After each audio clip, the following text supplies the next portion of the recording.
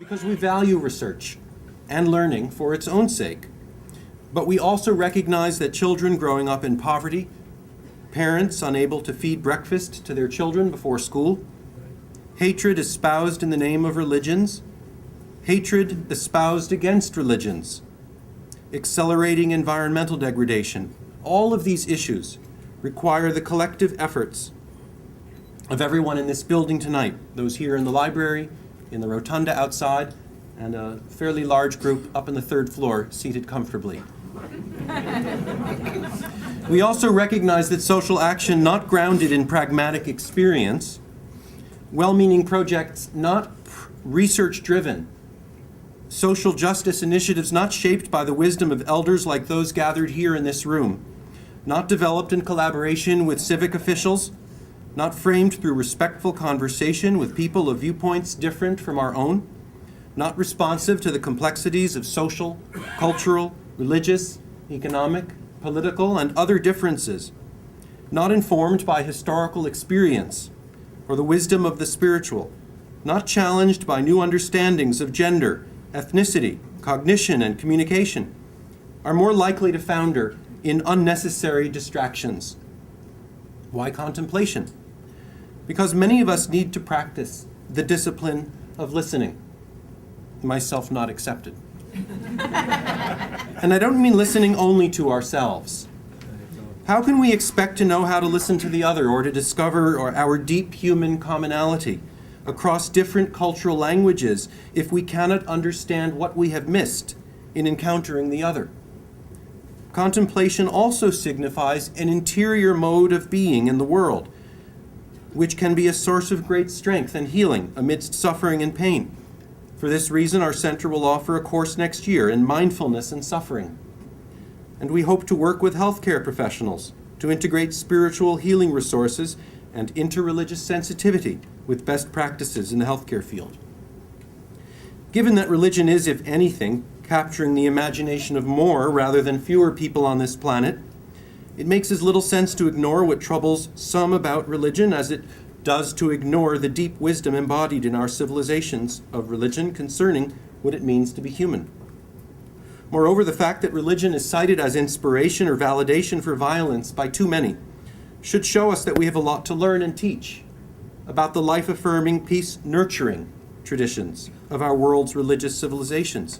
To honor the dialogical nature of our new center, which was birthed by VST's faculty and Board of Governors, we have not scripted what it will become.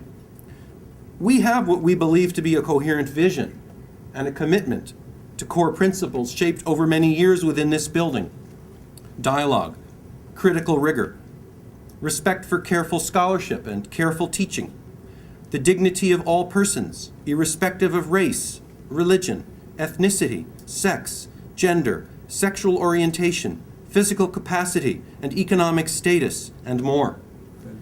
A great deal of thought has gone into the shaping of this center, but we want this to be your interreligious center as well. And we invite all of you to join with us in co-creating and supporting the center in the years to come with your gifts.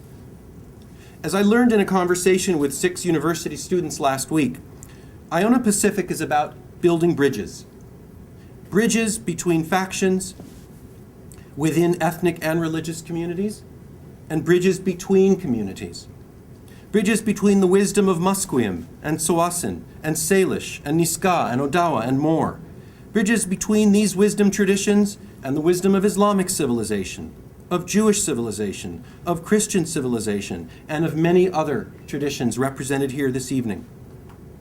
Bridges between domains of knowledge, between the sciences and religion, between theology and the humanities. We do not claim that all of these domains of knowledge operate with identical notions of truth, but we respectfully suggest that along with the tragic errors committed in the name of religion over the past few millennia, secular ideologies in some respects, religions by a different name perhaps, have committed horrific transgressions as well. Thus we need to build bridges between our secular priests and prophets and those who explicitly use religious language. For this reason, Iona Pacific will welcome to our 38-room hotel and conference facilities visiting scholars who work in interdisciplinary ways, consciously bridging disciplines and cultures and truth systems. Recognizing the enormous role played by the arts in the history of religious civilization, we hope to invite painters, filmmakers, poets, writers, and others who mediate between religious ideas, symbols, and texts on the one hand, and contemporary social issues on the other. And we have walls and halls to display your work. We cannot simply assume that people of goodwill in our communities will happen to run into each other.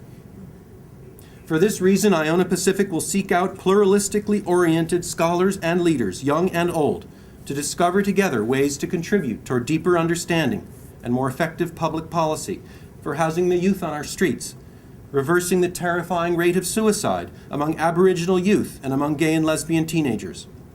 Too often these issues are reduced to simplistic formula. For this reason, we've been involved for months in supporting the development of the constructive Two Worlds campaign, spearheaded by First United in the downtown east side, seeking to address systemic poverty in our city. In the recent public debate over Canadian environmental policy, some framed the choice starkly between saving the planet and ruining the economy, or reinvigorating the economy and destroying the planet. Are those my only two options? In debates about homelessness, we seem to face only two options: building shelters while ruining property values, or providing safe neighborhoods only for the relatively well-off and abandoning the homeless. Again, is there no middle ground? In our religious civilizations, we've resorted to violence too often, but we also have learned to discern a middle way. For this reason, we have been in conversations with the Suzuki Foundation, exploring ways to support constructive advocacy for responsible environmental policy. Likewise, our wisdom traditions have taught us the importance of bringing together youth leaders like our Iona Pacific youth, from whom you will hear in a few moments, committed to learn together, to work together, to find common ground, even when it seems elusive. And for this reason, we also will offer an essay prize for a high school student on how religious wisdom might teach us to address systemic poverty in our country.